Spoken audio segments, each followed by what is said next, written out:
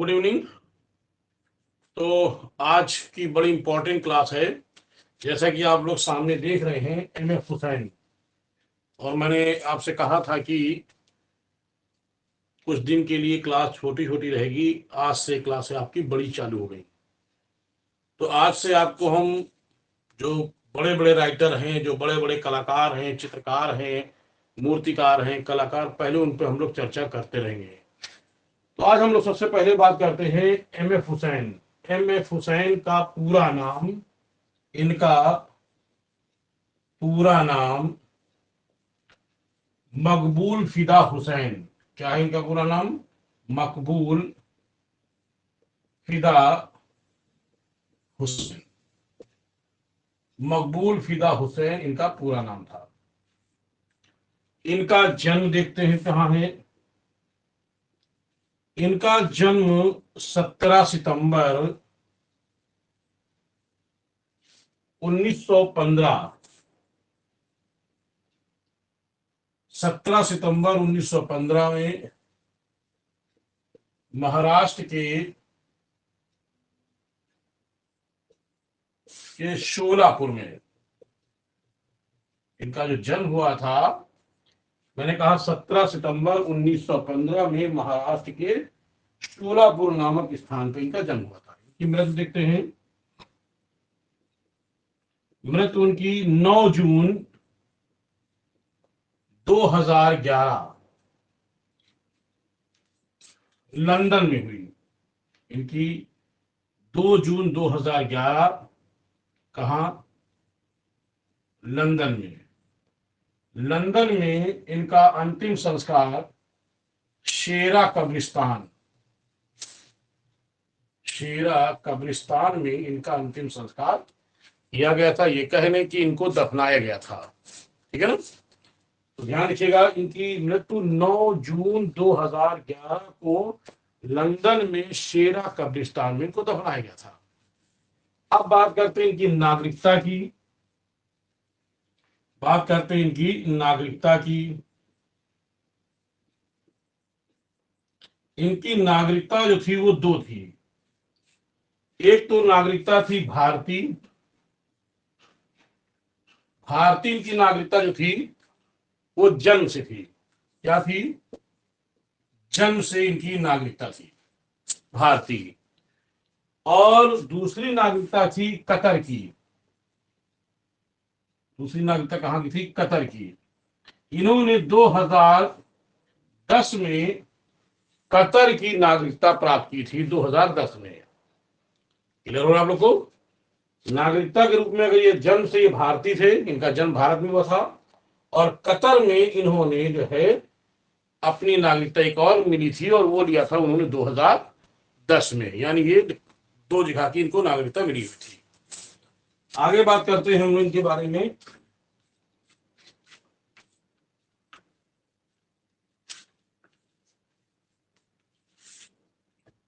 इनको पद्मश्री 1966 में इनको पद्मश्री मिला था। इनको पद्म भूषण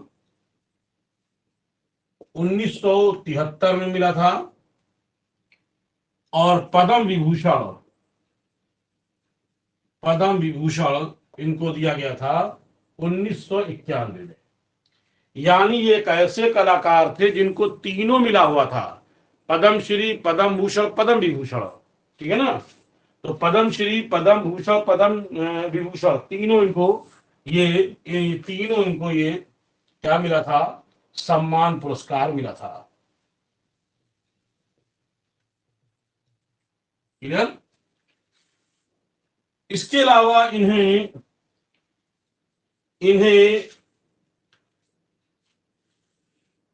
1987 में इन्हें राज्यसभा का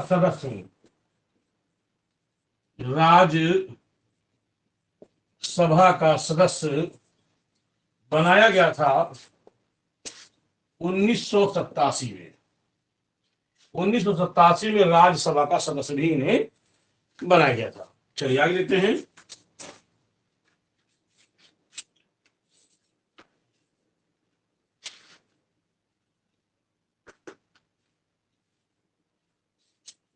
1987 में इन्हें राज्यसभा का सदस्य बनाया गया था। इसके अलावा नोट करने वाली बात है कि भारत में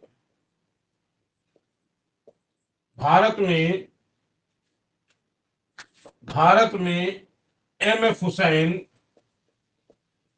ने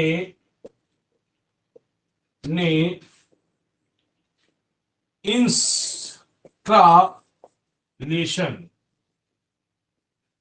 यानी इंस्टॉलेशन का मतलब होता है क्राफ्ट, इंस्टॉलेशन का मतलब है क्राफ्ट। भारत में हुसैन को इंस्टॉलेशन का जन्मदाता माना जाता है। याद कर लीजिएगा, मैंने कहा इंस्टॉलेशन, एक होता है इंस्टॉलेशन, एक होता है इंस्टॉलेशन। तो हम बात करें इंस्टॉलेशन। इंस्टॉलेशन मतलब क्राफ्ट, जो घर की पुरानी चीजें आदि वस्तुओं को इकट्ठा करके या उनको एक वस्तु का रूप दे दें, एक डिजाइन का रूप दे दें, उसे कहते हैं इंस्टॉलेशन। तो इसके जन्मदाता भारत में कौन है, तो कहेंगे मकबूल फिदा हुसैन। इसके अलावा विवान सुंदरम थे, नलनी मनानी थी, बहुत सारे लोग इस पे काम किए हैं, आगे चल के। तो एम एफ हुसैन को भारत में इंस्टॉलेशन का जन्मदाता इनको माना जाता है। क्लियर हो गया है। एम एफ हुसैन ने, आगे ध्यान दें, एम एफ हुसैन ने यथार्थवाद पे काम किया है, अभिव्यंजनावाद पे,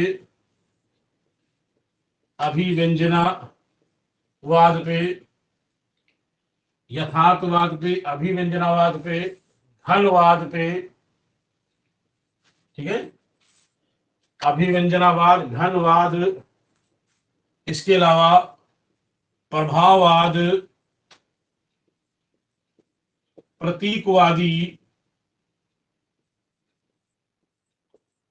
प्रतीकवादी और कोलाज पद्धति। क्लियर? मैंने क्या कहा है, यथार्थवाद, ठीक है, अभिव्यंजनावाद, घनवाद, प्रतीकवाद और प्रभाववाद, इन सब पे इन्होंने काम किया। इसके अलावा एक और भी जोड़ते हम, अति यथार्थवाद पर भी इन्होंने काम किया है। तो इतनी पद्धतियों पर, इतने शैली पर, इतने इन सब वादों पर इन्होंने काम किया, जो अभी हम आपको आगे बताएंगे। चलिए आगे बढ़ते हैं। बोलो।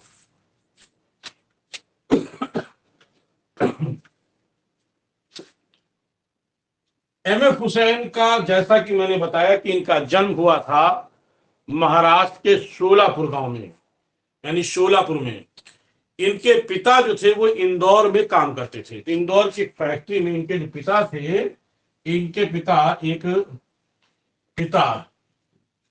बात कर रहे हैं पिता, इनके पिता जो थे वो इंदौर की एक कंपनी में काम करते थे।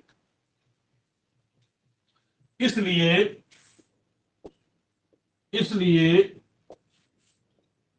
हुसैन का बचपन इंदौर, कहां पे कहेंगे, इंदौर में ही बीता था। यानी इनका जो बचपन है वो इंदौर में ही बीता था। अब जब इंदौर में बीता तो इसीलिए इनकी प्रारंभिक शिक्षा वो इंदौर में ही हुई। ठीक है, इनकी जो प्रारंभिक शिक्षा हुई है वो कहां हुई है, तो कहेंगे इनकी प्रारंभिक शिक्षा इंदौर में ही हुई। समझिएगा मेरी बात को। तो इनका दाखिला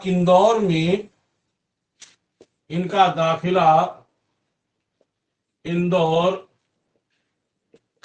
school of art, Indore school of art में इनका दाखिला करा दिया गया।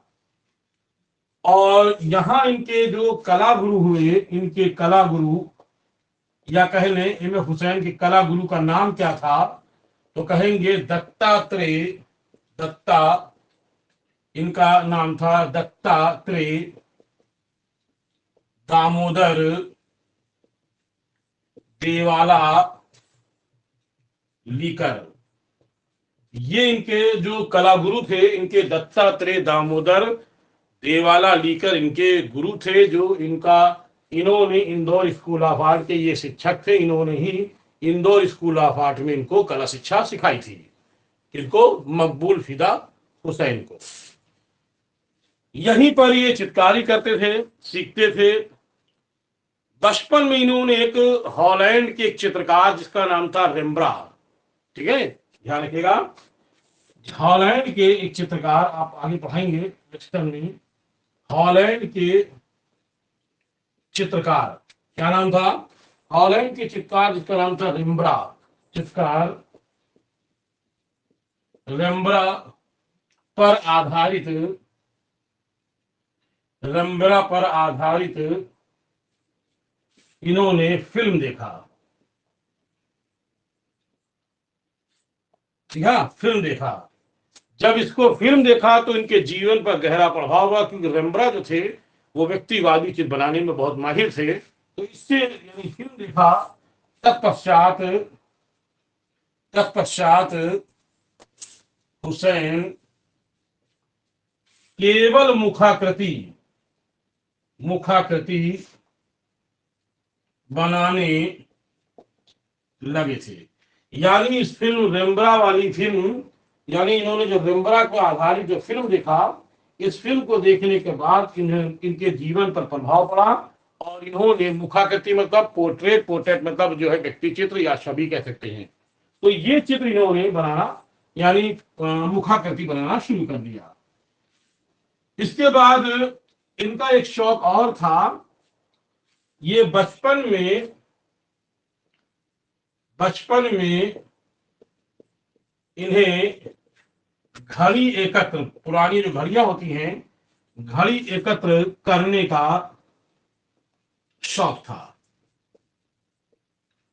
पूछा जाएगा वो कौन सा कलाकार है जिसे घड़ी एकत्र करने का शौक था, तो आप कहोगे उस व्यक्ति का नाम है एम.एफ. हुसैन। या एकत्र करते थे, जो घड़ियां होती पुरानी वो इकट्ठा कर लेते थे, भले चाहे बंद रहे। तो इस तरह से एम.एफ. हुसैन जो है वो घड़ी एकत्र करने में एकत्र ही करते थे। उसके बाद जब ये 20 वर्ष की आयु के हुए, यानी 20 वर्ष, यानी 15 और 20 मिलाकर के कहेंगे 35, क्योंकि 15 जोड़ा है तो इसलिए कहेंगे 34। तो 20 वर्ष की आयु में यानी 1934 में बंबई आ गए।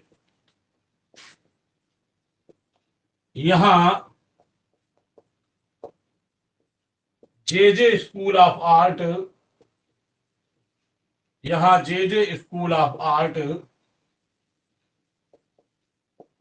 में स्कूल ऑफ आर्ट में दाखिला लिया। जे स्कूल ऑफ आर्ट में इन्होंने दाखिला लिया, यहीं से इन्होंने कला डिप्लोमा प्राप्त किया। दाखिला लिया, यहीं से कला डिप्लोमा प्राप्त किया। यानी इनकी 2 जगह शिक्षा हुई। एक तो इनकी शिक्षा इंदौर स्कूल ऑफ आर्ट में हुई, और दूसरी जहां से इन्होंने डिग्री प्राप्त की, मूल रूप से जो कला डिग्री प्राप्त की है, कला डिप्लोमा, तो कहेंगे जे स्कूल ऑफ आर्ट से इन्होंने कला डिप्लोमा। लेकिन क्योंकि आर्थिक स्थिति इनकी अच्छी नहीं थी, तो इसीलिए ये पढ़ते भी थे और साथ में काम भी करते थे। तो काम के लिए इन्होंने, क्योंकि पेंटर थे ये, तो इन्होंने पेंटिंग वाला काम शुरू किया। अर्थात उस समय, अब क्योंकि कंप्यूटराइज सब हो गया है, पहले हाथ से ही जो है फिल्मी होल्डिंग बना करती थी। जो होल्डिंग होती है, बड़ी बड़ी होल्डिंगें होती हैं, वो हाथ से ही लोग प्रिंटिंग करते थे और वो लगाई जाती थी। तो फिल्मी होल्डिंग का काम करने लगे। ठीक है, ये यानी इन्होंने फिल्मी होल्डिंग वाला काम शुरू किया 1939 से। 1939 में इन्होंने फिल्मी होल्डिंग का कार्य शुरू किया। और ये जिसके यहाँ काम करते थे उसका नाम था मिस्टर भिंडे। क्या नाम था? मिस्टर भिंडे।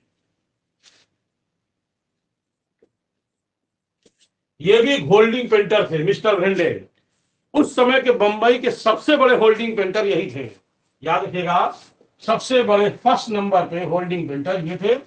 लेकिन बाद में ये कह सकते हैं कि दूसरे होल्डिंग पेंटर कौन थे? कहेंगे मकबूल फिदा हुसैन। ठीक है।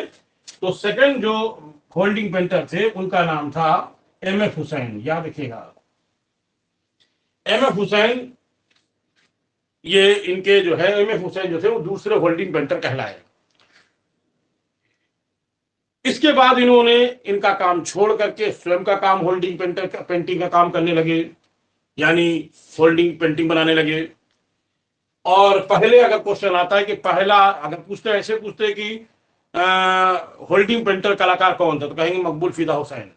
लेकिन अगर ये पूछा जाए कि बंबई का सबसे बड़ा होल्डिंग पेंटर कौन था, तो कहेंगे मिस्टर भिंडे। उसमें अगर मकबूल फिदा हुसैन भी है, पहला कहेंगे या फर्स्ट कहेंगे, तो याद रखिएगा मिस्टर भिंडे को लगा, विकल्प रहेगा भिंडे, तो आप भिंडे को टिक मार देंगे। ठीक है। इस तरह से ये होल्डिंग पेंटर कहलाए। अच्छा, एक बात और है, क्योंकि ये अधिकतर जो होल्डिंग पेंटिंग का काम करते थे वो टाकीजों में ही करते थे, यानी टाकीज के बाहर होल्डिंग पेंटिंग बनाया करते थे। जब मौका मिलता था तो ये फिल्म भी देख लेते थे। तो इन्होंने एक ऐसी फिल्म देखी जो 100 बार देखी थी, यानी हुसैन के द्वारा इन्हें 100 बार फिल्म फिल्म देखी। उस फिल्म का नाम था, 100 बार देखने वाली जो फिल्म देखी थी उस फिल्म का नाम था बिन बाजे बारात। बिन बाजे बारात। ये फिल्म इन्होंने कितनी बार? ये फिल्म इन्होंने 100 बार देखी थी, याद रखिएगा। बिन बाजे बारात वाली फिल्म को उन्होंने 100 बार देखा था। ठीक है। फिर इसके बाद अब क्योंकि ये अपना खुद का काम 1941 में करने लगे थे, तो इन्होंने 1941 में इन्होंने विवाह कर लिया। ठीक है। 1941 में इनका विवाह किससे हुआ, तो कहेंगे फैजीला फैजीला सिद्दीकी। क्या नाम है पूरा? फैजीला सिद्दीकी। ठीक है। फैजीला सिद्दीकी। फैजीला सिद्दीकी नाम की कन्या से इससे इन्होंने विवाह किया। इससे एक पुत्र पैदा हुआ, एक पुत्र हुआ, और उस पुत्र का नाम था शमशाद हुसैन। शमशाद, उस पुत्र का नाम था शमशाद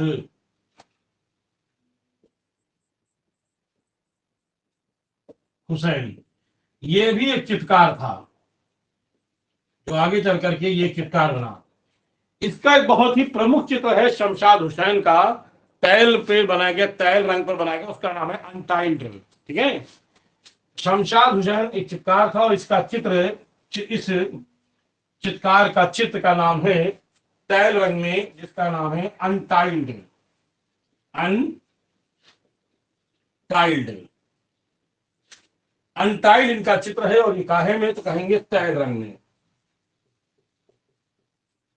ये मकबूल फिदा हुसैन और फैजीला सिद्दीकी से ये पुत्र हुआ था, उस पुत्र का नाम था शमशाद हुसैन।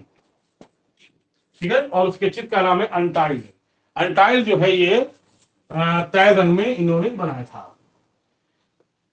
शमशाद हुसैन के बारे में जब आगे समकालीन कलाकार पढ़ाएंगे तो उसमें बताएंगे हम आपको। ठीक है। नेक्स्ट, उसके बाद इन्होंने विवाह कर लिया, पुत्र हुआ, और हुसैन ने फिर यथार्थवादी चित्र, कौन सा? इन्होंने यथार्थवादी चित्र बनाना शुरू किया। ऐसे यथार्थवादी चित्र जो कोई ना कोई कहीं ना कहीं के दृश्य होते थे, जैसे केरल का दृश्य, राजस्थान का दृश्य। आइए देखते कौन कौन से दृश्य हैं। जैसे केरल का दृश्य, केरल का दृश्य, ठीक है, यथार्थवाद पे है। गुजरात का दृश्य, गुजरात का दृश्य, राजस्थान का दृश्य, राजस्थान का दृश्य, बनारस का दृश्य,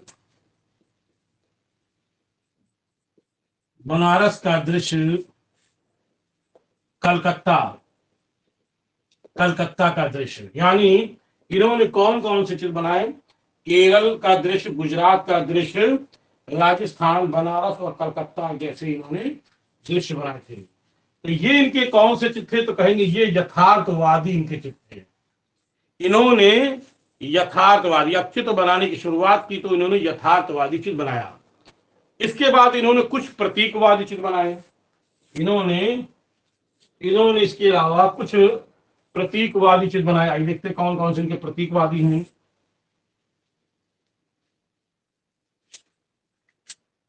हुसैन ने फिर प्रतीकवादी चित्र बनाया।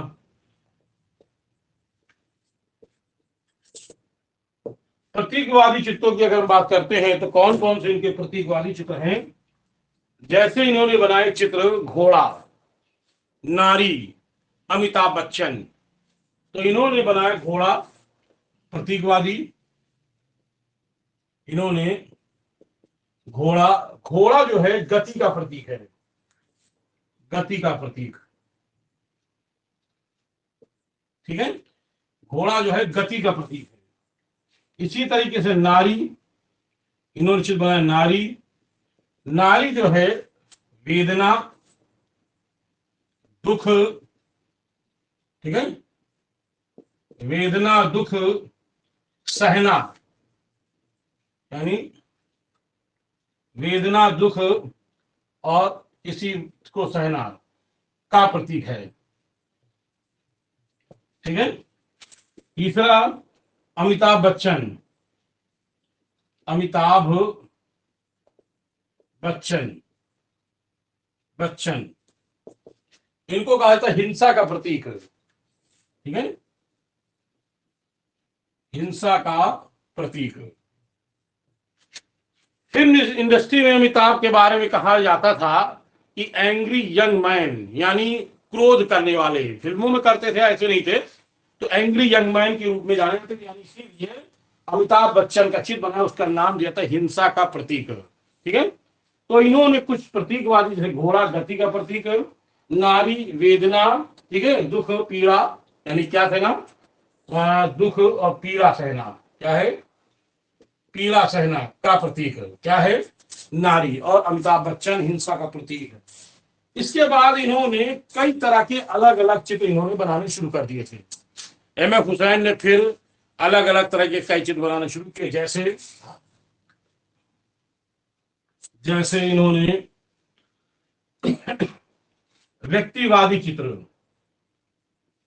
व्यक्तिवादी चित्र, इन्होंने व्यक्तिवादी चित्र बनाना शुरू कर दिया। जैसे व्यक्तिवादी चित्र में जैसे गायकों के चित्र, नर्तकों के चित्र, संगीतकों के चित्र। मैं लिख दे रहा हूं, जैसे कौन कौन से चित्र? जैसे गायकों के चित्र, गायकों के चित्र, संगीतकों के चित्र, संगीतकों के चित्र, वैज्ञानिकों के चित्र,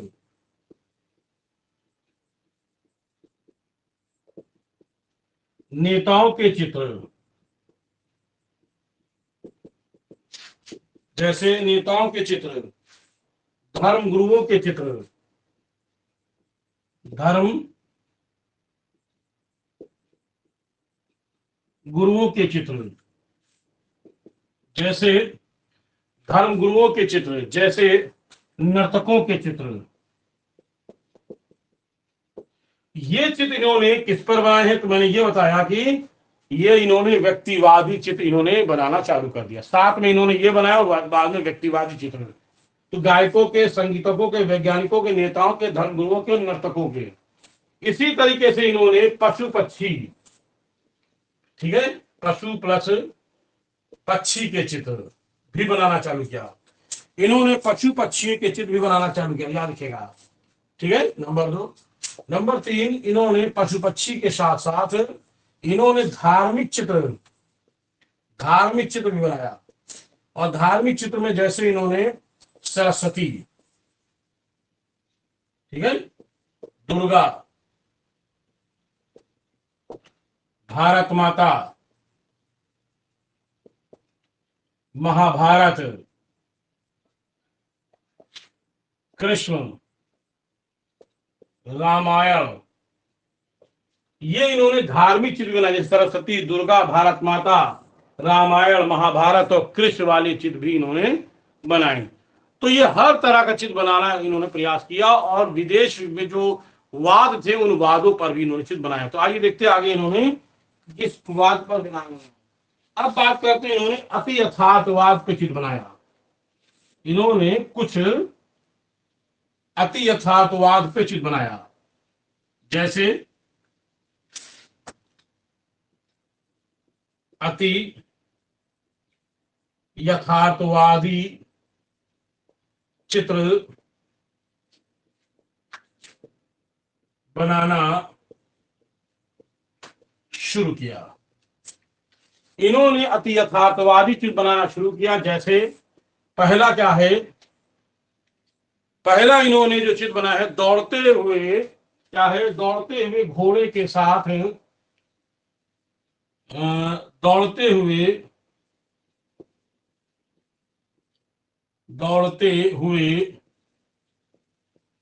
घोड़े के साथ लुढ़कता हुआ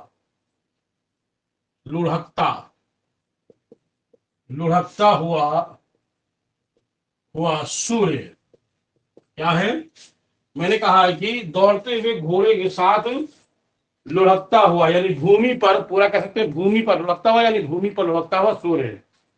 तो दौड़ते हुए घोड़े के साथ, पूरा भी करें, घोड़े के साथ भूमि पर लुढ़कता हुआ सूर्य। ये किस पर है, तो कहेंगे अति यथार्थवाद पर बनाया गया चित्र है। दूसरा कौन सा है, नारी की जांग पर बैठा हुआ गिद्ध। नारी की जांग पर बैठा हुआ गिद्ध। नारी की जांग पर बैठा हुआ गिद्ध, ये चित्र किस पे बनाया गया, तो कहेंगे यथार्थवादी पर बनाया गया। ये दोनों चित्र हैं इनके, दौड़ते हुए घोड़े के साथ भूमि पर लुढ़कता हुआ सूर्य और नारी की जांग पर बैठा हुआ गिद्ध। ये दोनों ही चित्र जो हैं इन्होंने बनाए किस पे, तो कहेंगे अति यथार्थवाद पे इन्होंने चित्र बनाया था। ठीक है, अब आगे हम बात करते हैं कि इन्होंने और किस पे बनाया है। आगे अभिव्यंजनावाद पे, आगे बात करते हैं इन्होंने अभिव्यंजनावाद पर चित्र बनाया। इन्होंने अभिव्यंजनावाद पर चित्र बनाया। अभिव्यंजनावाद को जो चित्र बनाया, चित्र का नाम है सूर्योदय और विश्वामित्र। एक ही चित्र है जिसका क्या नाम है, सूर्योदय। ठीक है, याद रखिएगा, सूर्योदय व विश्वामित्र। विश्वामित्र, तो ये इनका जो है अभिव्यंजनावाद पर बनाया गया चित्र है। उस चित्र का नाम है सूर्योदय और क्या है, कहेंगे उसका नाम है विश्वामित्र। ये अभिव्यंजनावाद है। बंबई में ही सब सारे चित्र बना रहे हैं, जितने चित्र इनके बन रहे हैं वो सारे के सारे बंबई में ही चित्र बनाए जा रहे हैं। और इसी बीच में इनकी मुलाकात हुई हुसैन की बंबई में सूजा और रजा से। ठीक है, इनकी भेंट किससे हुई, इनकी भेंट बंबई में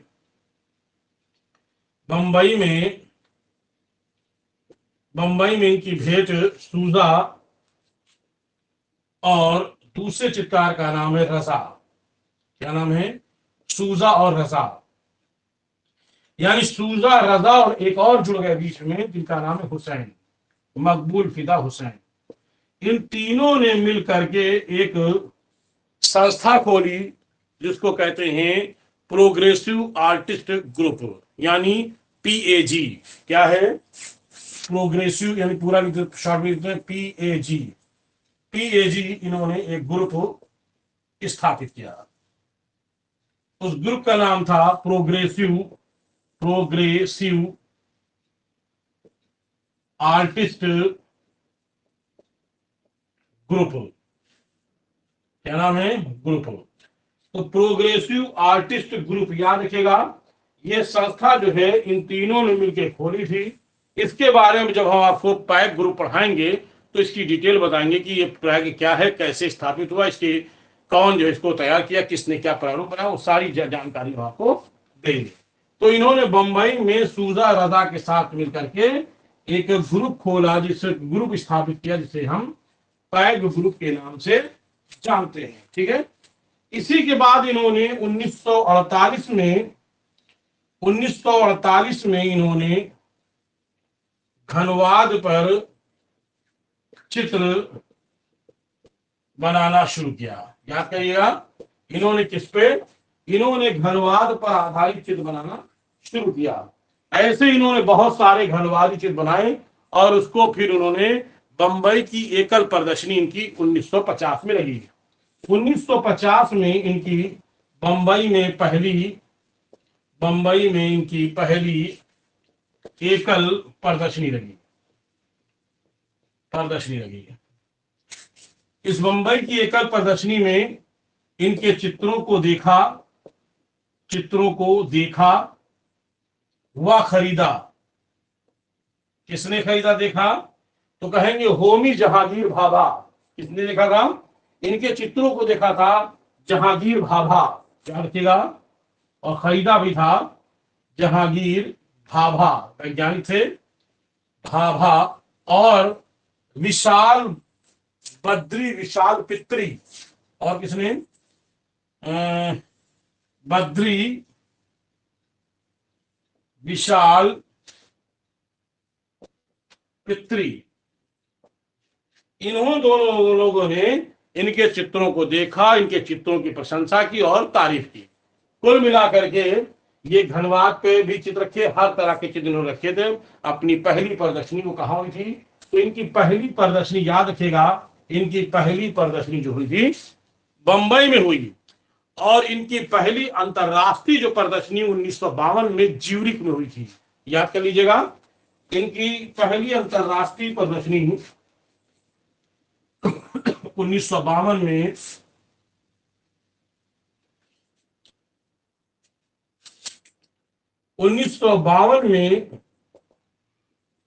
पहली अंतरराष्ट्रीय प्रदर्शनी कहां हुई? तो कहेंगे ज्यूरिक। इनकी पहली अंतरराष्ट्रीय जो प्रदर्शनी हुई थी वो ज्यूरिक में इनकी पहली प्रदर्शनी हुई थी, याद रखिएगा। ठीक है। इसके बाद विदेशों में बहुत सारी प्रदर्शनियां हुई। 1953 में फिर लंदन में, जापान में, ठीक है, लंदन में, जापान में टोक्यो में, जापान में कहा? टोक्यो में, न्यूयॉर्क में, कहा? न्यूयॉर्क में, और रोम आदि स्थानों पर। कहा? रोम आदि स्थानों पर। यानी ये धीरे धीरे ये अंतरराष्ट्रीय चित्रकार के रूप में फेमस हो रहे थे। मैंने कहा कि पहली इनकी एकल प्रदर्शनी ज्यूरिक में हुई और फिर उसके बाद लंदन, जापान, यानी जापान में टोक्यो, न्यूयॉर्क, रोम आदि स्थानों पर इनकी एकल प्रदर्शनियां होती रही। अब जब इनकी एकल प्रदर्शनियां लगी रही तो यहां भारत में ललित कला अकादमी की स्थापना 1954 में हुई। ठीक है। 1954 में ललित कला अकादमी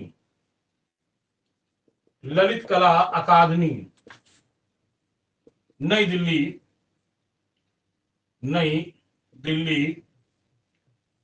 ललित कला अकादमी नई दिल्ली ने इनको अपना चित्रकार बना लिया, अपना चित्रकार बनाया। इन्होंने अपना चित्रकार बनाया और चित्रकार जो है यानी M.F. हुसैन जो है ललित कला अकादमी के चित्रकार बन गए। अभी तक की इन्होंने बहुत सारे चित्र बनाए, लेकिन इनके जीवन का सबसे प्रसिद्ध चित्र 1955 में इन्होंने दो चित्र बनाए थे। एक का नाम था जमीन, दूसरे का नाम था अंतिम भोज। ठीक है, 1955 में इन्होंने चित्र बनाया जमीन और दूसरा चित्र बनाया था अंतिम भोज। याद कर लीजिएगा, ये इनके जीवन का सबसे प्रसिद्ध पहला, यानी चित्र इन्होंने बहुत सारे बनाए हैं, लेकिन सबसे प्रसिद्ध चित्र को कहेंगे कौन सा, तो कहेंगे अंतिम भोज और जमीन। और इस दोनों चित्रों पर इनको जो है राष्ट्रीय सम्मान से, इनको भारत में राष्ट्रीय सम्मान से सम्मानित किया गया था। 1955 में ही सम्मानित किया गया। 1900 कब किया गया, तो 1955 में ही जब इन्होंने चित्र बनाया तो 1955 में इनको राष्ट्रीय सम्मान से सम्मानित किया गया था। उसके बाद इन्होंने अपना थोड़ा रुख बदला।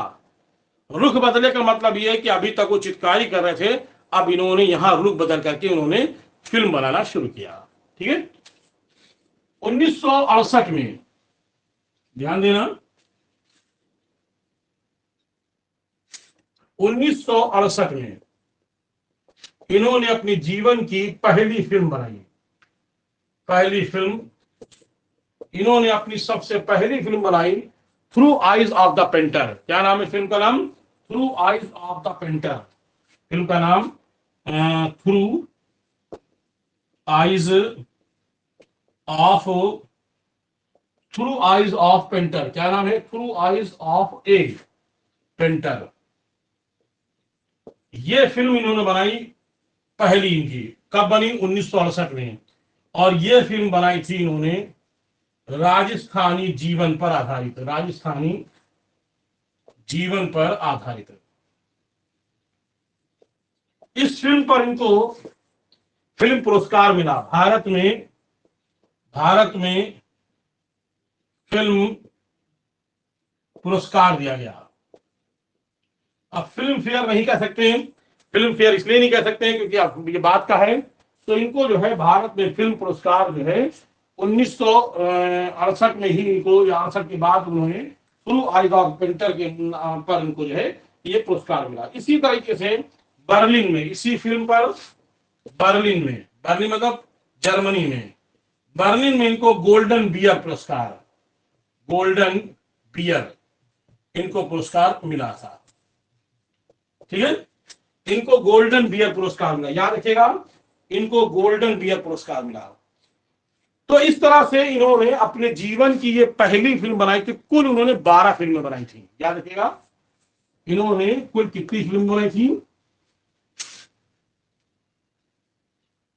इन्होंने कुल फिल्में 12 बनाई। कितनी फिल्में बनाई थी, याद रखिएगा, 12। तो इनकी दूसरी पिक्चर कौन सी थी, उस फिल्म का नाम था गजगामिनी। यानी इनकी दूसरी फिल्म का नाम था गजगामिनी। ये माधुरी दीक्षित हीरोइन है, माधुरी दीक्षित के जीवन पर आधारित फिल्म थी। ठीक है, और इस फिल्म के संगीतकार थे भूपेन हजारिका। इस फिल्म के जो संगीतकार थे उनका नाम था भूपेन हजारिका। इसके बाद इन्होंने तीसरी एक फिल्म बनाई थी, उस फिल्म का नाम है a tale of three cities. क्या है, उस तीसरी फिल्म का नाम है a tale of three cities. Clear, a tale, तीसरी film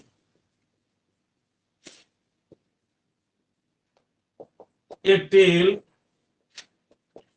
of three cities.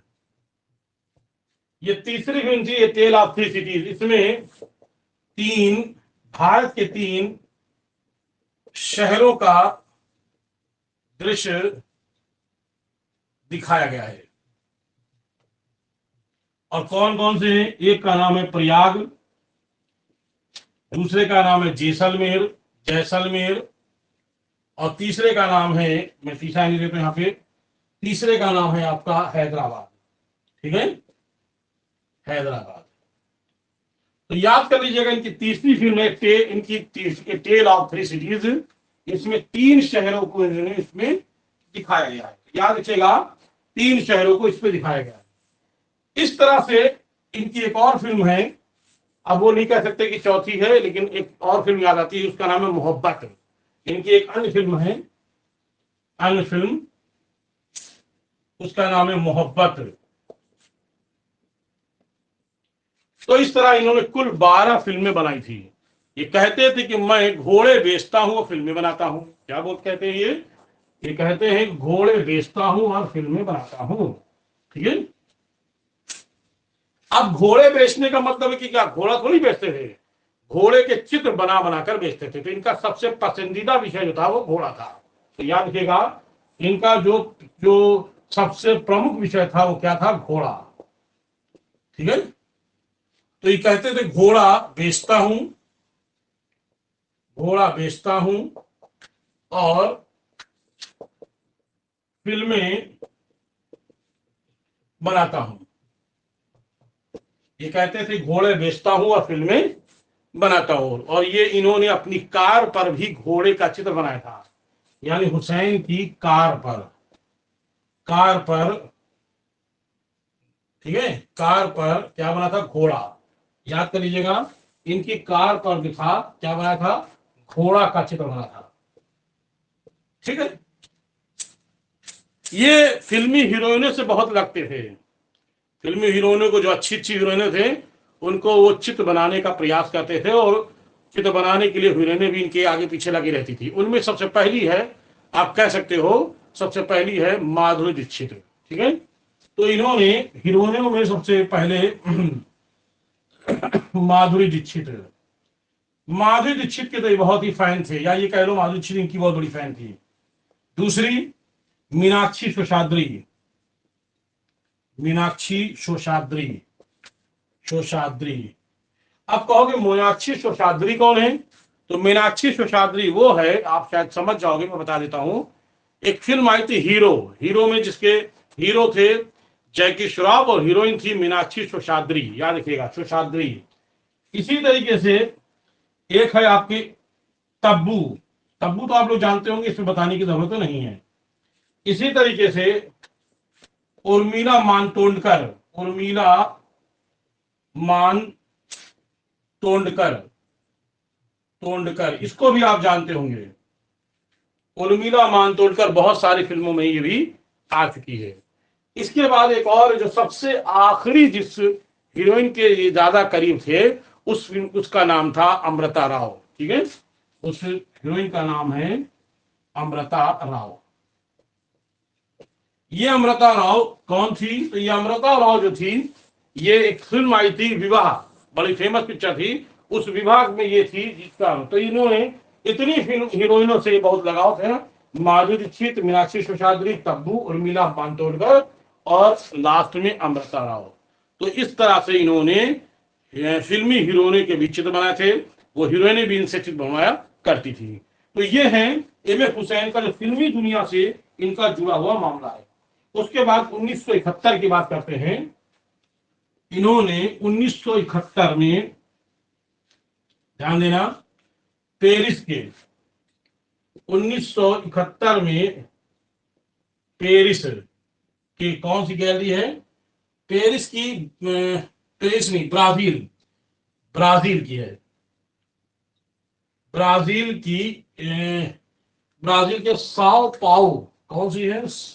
Brazil के साओ पाओल, पाओल, ये ध्यान रखिएगा, ब्राजील के साओल पाओल नामक स्थान पर, साओल पाओल नामक स्थान पर, स्थान पर हुसैन के, हुसैन के घनवादी चित्र किसके साथ? पिकासो के साथ। पिकासो घनवादी है ना, पिकासो के साथ चित्रों की प्रदर्शनी लगाई गई थी। यानी दुनिया का सबसे फेमस घनवादी कलाकार पिकासो, उसके चित्रों के साथ हुसैन के चित्र रखे गए थे। यानी वो भी, हुसैन के भी घनवादी बड़े फेमस थे। तो उनके चित्र कहाँ रखे गए थे? ब्राजील के साओ पॉल नामक स्थान की जो प्रदर्शनी हुई थी वहां रखे थे इन्होंने। यानी हुसैन के यहां पर महाभारत के 30 चित्र रखे थे जो घनवा के बनाए गए थे। हुसैन के कौन से चित्र थे? महाभारत के 30 चित्र घनवादी वाले रखे गए थे। तो यानी एम एफ हुसैन जो थे ये एक घनवादी कलाकार के रूप में भी जाने जाते हैं। याद रखिएगा, ये एक घनवादी कलाकार के रूप में भी जाने जाते हैं। ठीक है, तो इस तरह से इन्होंने घनवाद वाले चित्र पिकासो के साथ रखे गए थे। बात करते हैं 1990 के आसपास। 1990 के आसपास 1990 में इराक और अमेरिका के बीच में युद्ध चल रहा था। ठीक है, इराक और प्लस इराक गुणे कहेंगे अमेरिका,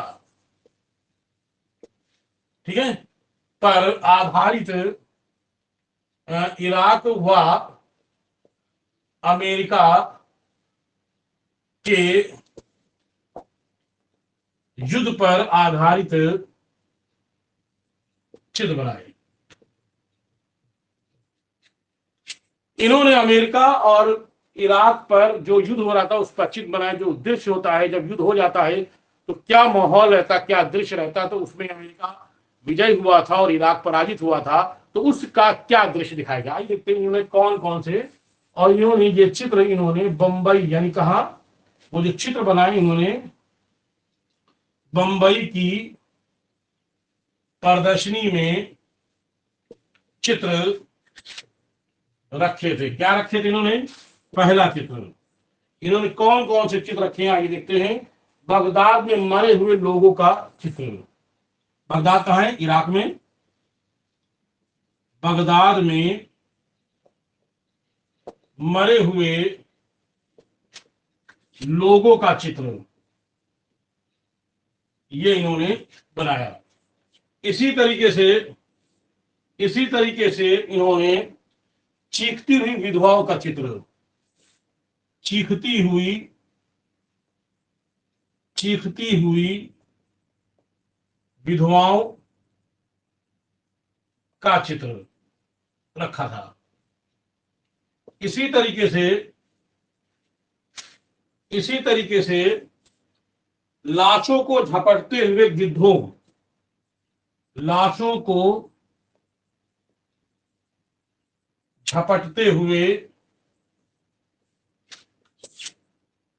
गिद्धों का चित्र रखा था। इसी तरीके से पेरिस के मनोरंजन, क्या है? पेरिस के मनोरंजन गृहों में, पेरिस के मनोरंजन गृहों में सेनाओं द्वारा खुशी मनाते हुए यानी जीते थे। इसी तरीके से लौटती हुई सेनाओं का चित्र, लौटती हुई सेनाओं का चित्र, ये सारे के सारे चित्र जो है बगदाद में यानी इराक में जो युद्ध हुआ था उस दृश्य में बनाए थे। क्या है? पहला कहाँ रखे गए थे? बंबई की प्रदर्शनी में रखे थे। बगदाद में मरे हुए, जो बहुत सारे युद्ध में मर जाते हैं, उनके मरे हुए लोगों का चित्र। जब मरे हैं तो चीखती हुई विधवाओं का चित्र। इसी तरीके से लाशों को झपटते हुए गिद्धों का चित्र। पेरिस के मनोरंजन गृहों में सेनाओं द्वारा खुशी मनाते हुए बारगृह में, और इसी तरह लौटती हुई सेनाओं का चित्र। ये सारे के सारे चित्र जो हैं इन्होंने मकबूल फिदा हुसैन ने उस युद्ध के दृश्य के बाद का जो दृश्य होता उस पर इन्होंने चित्र बनाए थे। इसी तरीके से इन्होंने आपातकाल के भी चित्र बनाए थे। इंदिरा गांधी ने भारत में आपातकाल लागू किया था, आपको शायद जानकारी होगी, ठीक है। तो इन्होंने भारत में जो गांधी ने आपातकाल लागू किया, गांधी मतलब इंदिरा गांधी ने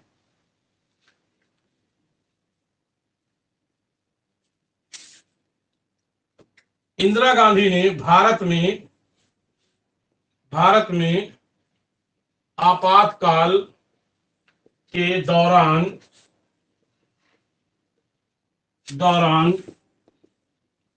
इंदिरा गांधी का चित्र हुसैन ने बनाया था। हुसैन ने इंदिरा गांधी का चित्र बनाया, उस चित्र में लिखा था देवी। क्या लिखा था उन्होंने? उस चित्र में लिखा था, इनकी जो तुलना की है इस चित्र से, तुलना देवी से की है। किससे की है? देवी से की है। यानी आपातकाल के दौरान इन्होंने चित्र बनाया और चित्र की तुलना जो है इन्होंने किससे की है? तो कहेंगे देवी से की है। इस बात को ध्यान रखिएगा। ये बड़े मनमौजी कलाकार थे। मनमौजी से ये कि मतलब ये संगीत की धुनों पर चित्र बनाते थे, ठीक है। ये किस पर? संगीत की धुनों पर, संगीत की धुन पर, संगीत की धुन पर चित्र बनाते थे, ठीक है। ये रास्ते में चलते हुए चित्र बनाते थे तथा मिटाते थे। ये चल रास्ते में जा रहे हैं, चित्र बना रहे हैं, मिटा रहे हैं। तो इस दृश्य को देख करके कुछ चित्रकारों ने इनकी आलोचना की, जैसे सतीश गुजराल। यानी आलोचना करने वाले कौन कौन से ऐसे चित्रकार थे जिनकी इनकी आलोचना करते हैं? तो ऐसे में सतीश गुजराल, क्या कहेंगे? सतीश गुजराल ने इनकी आलोचना की है। सतीश गुजराल ने इनकी आलोचना की है। मंजीत बाबा, कौन कौन? मंजीत बाबा, राम कुमार आदि और ऐसे लोग हैं। ये लोगों ने इनकी आलोचना की है। इन लोगों ने कहा कि ये तमाशा है इनका। क्या है तमाशा? ऐसे कहते हैं क्या तमाशा है? तो तमाशा कहते हैं, या नौटंकी लोग बोल देते हैं शब्द। तो ये लोग कहते थे कि ये हुसैन का एक ही तमाशा है, ये तमाशा दिखाया करते हैं, इसलिए कि लोगों के बीच में बने रहें। ये इन लोग कहना है कि लोगों के बीच में बने रहने के लिए ये इस तरह से उल्टी सीधी हरकतें करते थे। इनके ये हिंदी के एक महत्वपूर्ण कवि लेखक, आपने नाम सुना होगा, उनका नाम था मुक्तिबोध, ठीक है। हिंदी के एक मशहूर कवि लेखक मुक्तिबोध।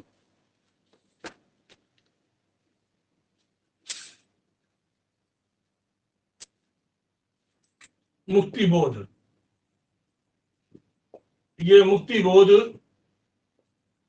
ये हिंदी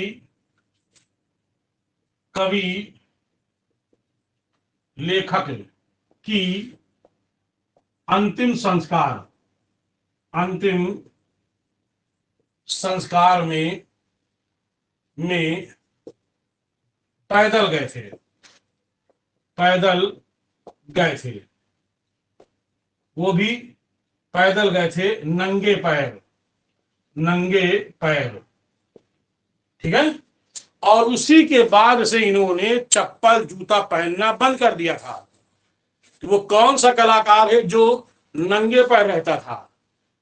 यानी पहने हैं सूट लेकिन नंगे पैर रहते थे। तो याद रखिएगा, ये मुक्तिबोध के कब मुक्तिबोध के जब अंतिम संस्कार हुआ है, तो उनके अंतिम संस्कार करने लखनऊ गए थे। वहीं से इन्होंने जो है चप्पल पहनना बंद कर दिया था, जूते पहनना बंद कर दिया था, ठीक है।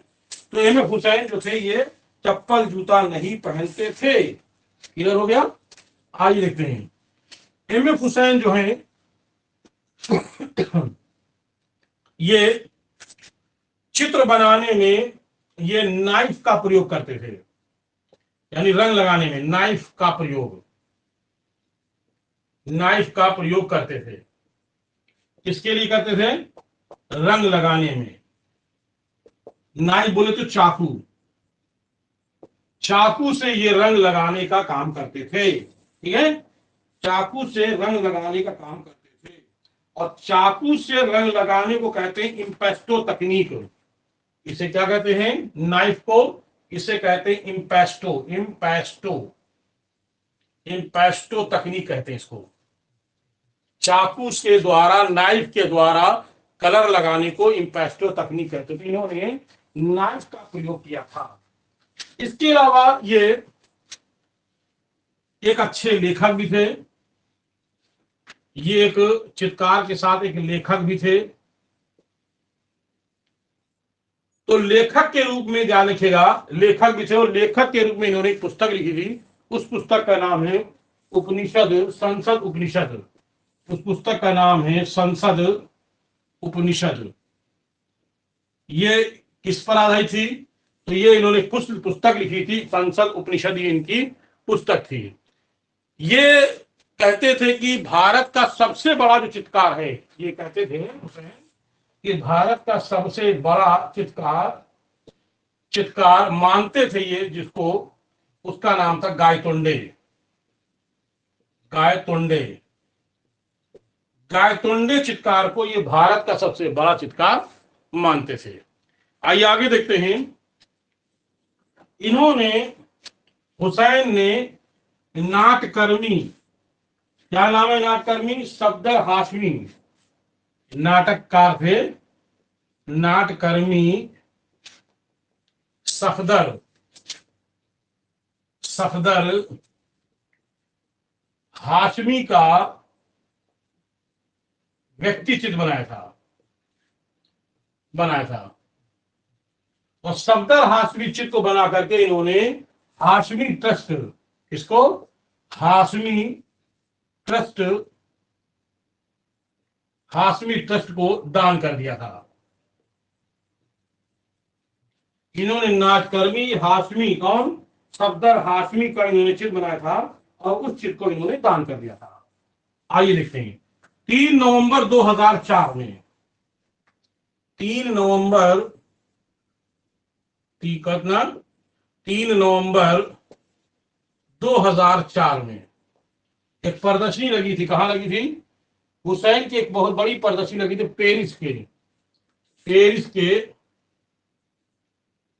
पेरिस के, उसका नाम स्थान है पेरिस के पिएरे कांद्री गैलरी। पेरिस के पिएरे कांद्रे गैलरी। कहा? याद रखिएगा, 3 नवंबर 2004 में पेरिस के पिएरे कांद्रे गैलरी में इनके चित्रों की प्रदर्शनी लगी थी। क्या लगी थी? यहां पर गैलरी में चित्रों की प्रदर्शनी लगी। और इस प्रदर्शनी में इनके अर्थ श्रृंखला पर आधारित 100 चित्र, याद रखिएगा, किस पर लगी थी? अर्थ श्रृंखला पर आधारित 100 चित्र को खरीदा था। 100 ही कितने हैं? 125 चित्र, सॉरी, कितने हैं? 125 चित्र को खरीदा था। कितने? 100 करोड़ में, 100 करोड़ में खरीदा था। किसने खरीदा था? एक भारतीय बिजनेसमैन स्वरूप श्रीवास्तव। क्या नाम है? फिर सुन लीजिए, क्वेश्चन आ चुका। यार 3 नवंबर 2004 में पेरिस के पिएरे कांद्रे गैलरी में चित्रों की प्रदर्शनी लगी। उसमें अर्थ श्रृंखला पर आधारित कितने चित्र?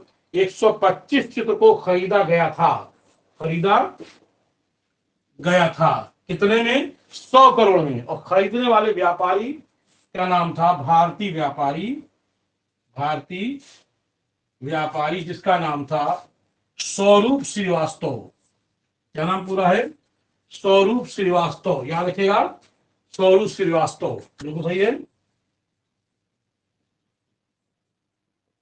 ये 100 यानी कितने में? 100 करोड़ में खरीदा था स्वरूप श्रीवास्तव ने।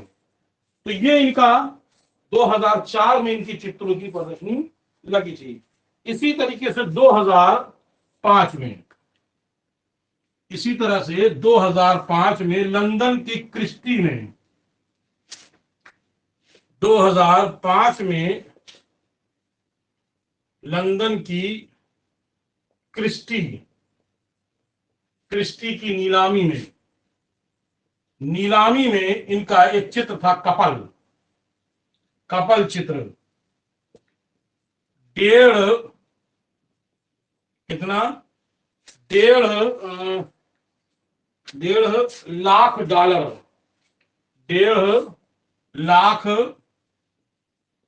डॉलर में बिका था, यानी इसकी नीलामी में हुई थी। तो 1.5 लाख डॉलर, 1/1/2 यानी 1.5, क्या कह सकते हैं इसको हम कह सकते हैं 1.5 भी कह सकते हैं। यानी 1.5 लाख डॉलर में कौन सा चित्र है? उस चित्र का नाम है कपल। ये 2005 में इनका चित्र बिका था। ठीक है, आइए आगे देखते हैं। ये जीवित थे तब की बात बता रहे हैं। फिर इन्होंने 2005 और 6 में इन्होंने पहला विवादास्पद चित्र बनाया। इनका पहला विवादास्पद चित्र बनाया, और उस चित्र का नाम था सरस्वती। उस चित्र का नाम था क्या? सरस्वती। ये इनका पहला विवादास्पद चित्र है, सरस्वती। दूसरा इनका विवादास्पद चित्र है दुर्गा। क्या है इनका दूसरा विवादास्पद चित्र? उसका नाम है दुर्गा। क्या नाम है? दुर्गा। ये चित्र इन्होंने कलकत्ता में बनाया था, और पहले चित्र बनाया दुर्गा, और ऊपर उसके बाद सफेद जो है पेंट से पोत दिया, और नीचे लिखा दुर्गा विसर्जन। क्या नाम दिया? दुर्गा चित्र बनाकर सफेद रंग से पोत कर नाम दिया विसर्जन। होता नहीं है कलकत्ता में विसर्जन दुर्गा की, तो इन्होंने चित्र बनाया, दुर्गा का चित्र बनाकर सफेद रंग से पोत कर उसका नाम क्या दे दिया? विसर्जन। ये कलकत्ता में बनाया गया। तो इस पर भी एक विवाद हुआ था इनसे कि इन्होंने जो है देवी देवताओं के चित्र जो है बना करके उसके साथ अपमान कर रहे हैं। ठीक है, ये चित्र बनाए। इसी तरह से इनका एक और विवादास्पद चित्र था, वो था भारत माता। ये तीसरा विवादास्पद चित्र था। 2008 में ये इन्होंने 2005 से और 8 के बीच में ये चित्र बनाए थे, और 2008 में इनको पहले जान लें, 2008 में इनको केरल, पहले जान लें, 2008 में इनको केरल सरकार ने राजा रवि वर्मा, ध्यान रखिएगा, 2008 में राजा रवि वर्मा पुरस्कार हुसैन को दिया था। ठीक है, और फिर 2008 में ही इन्होंने एक चित्र बनाया था, विवादास्पद चित्र, भारत माता का चित्र बनाया। इन्होंने एक विवादास्पद चित्र और कौन सा बनाया था? भारत माता का चित्र बनाया। इस चित्र पर बाकायदा इन पर मुकदमा चला, यानी भारत माता वाले चित्र पर इनको मुकदमा चला। मुकदमा जब इनको चलाया गया तो कोर्ट ने इनके खिलाफ वारंट जारी किया। इनके खिलाफ मुकदमा चला, कोर्ट द्वारा वारंट जारी किया, लेकिन तब तक भारत छोड़ चुके थे। ये भारत छोड़ दिए थे, यानी भारत छोड़ के चले गए थे। तो जब भारत छोड़ दिए तो ये विभिन्न स्थानों, कभी लंदन, कभी कतर, 2010 में जाके उन्होंने कतर की नागरिकता ले ली, लेकिन इनकी मृत्यु जो हुई थी वो लंदन में हुई थी, याद रखिएगा। तो इन्होंने क्या किया, 2008 में इनको जो है इन्होंने भारत छोड़ दिया और ये चले गए लंदन, यानी भारत के बाहर चले गए। इनके मरने के पश्चात यानी 2011 के बाद, 2011 के बाद, कहा 2012 के बाद जो है इनके लंदन में, कहां पे, लंदन में चित्रों की नीलामी हुई, नीलामी हुई। इनके 2 चित्र बिके, नीलामी हुई जिसमें 2 चित्र बिके थे। एक चित्र का नाम था, नोट कर लेंगे, एक चित्र का नाम था the man with sitar, the man with sitar, the man with sitar. और दूसरा चित्र था स्पकलिंग हॉर्सेस, क्या नाम है, स्पकलिंग हॉर्सेस। ये 2 चित्र इनके नीलामी में 2011 के बाद, इनके मरने के बाद जो है इनके जो है बिके थे। इसके बाद इनके जीवन पर आधारित, इनके मरने के बाद भारत में इनके जीवन पर आधारित एक फिल्म बनी थी। हुसैन के जीवन पर आधारित फिल्म के डेट नहीं मालूम है कब ये हुई थी, आधारित फिल्म बनी। उस फिल्म का नाम था the making of A painter, the making the making of A painter. याद कर लीजिएगा, हुसैन के जीवन पर आधारित फिल्म का नाम क्या है, the making of A painter. इनके जीवन पर आधारित फिल्म बनाई गई थी, ठीक है। और 17 नवंबर 2015 में, 17 नवंबर, कितना है, सितंबर होगा, 17 सितंबर 2015 में, ठीक है, 100 साल हो गए। 2015 में का 100वां जन्मदिन, 100वां जन्मदिन भारत में जन्मदिन मनाया गया था। इनके समर्थकों ने, इनके चाहने वालों ने, चित्रकारों ने 17 सितंबर, क्योंकि इनका जन्म जो हुआ था 19 में, 1915 में हुआ, तो 100 साल हो गए पूरा। तो 17 नवंबर 2015 में इनका 100वां जन्मदिन मनाया गया। अब आइए इनके प्रमुख चित्र देख लेते कौन कौन से हैं, ठीक है। इनके प्रमुख चित्रों में देखते कौन कौन से हैं।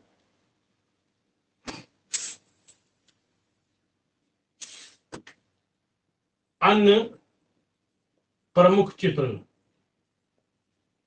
कौन कौन से हैं। पहला, महात्मा गांधी, महात्मा गांधी, महात्मा गांधी का इन्होंने चित्र बनाया था, ठीक है, याद कर लीजिएगा, महात्मा गांधी का चित्र। फूलन देवी, किसका, Phoolan Devi, Phoolan Devi. Mother Teresa, Mother Teresa. बैलगाड़ी, स्वास्तिक। 2 स्त्रियों का संवाद, 2 स्त्रियों का संवाद, 2 स्त्रियों का संवाद। Man of the moon, man of the moon, ठीक है, मैन ऑफ द मून। एक बार फिर देख लें, मदर टेरेसा, महात्मा गांधी, फूलन देवी, ठीक है, 2 स्त्री संवाद। बैलगाड़ी, बैलगाड़ी,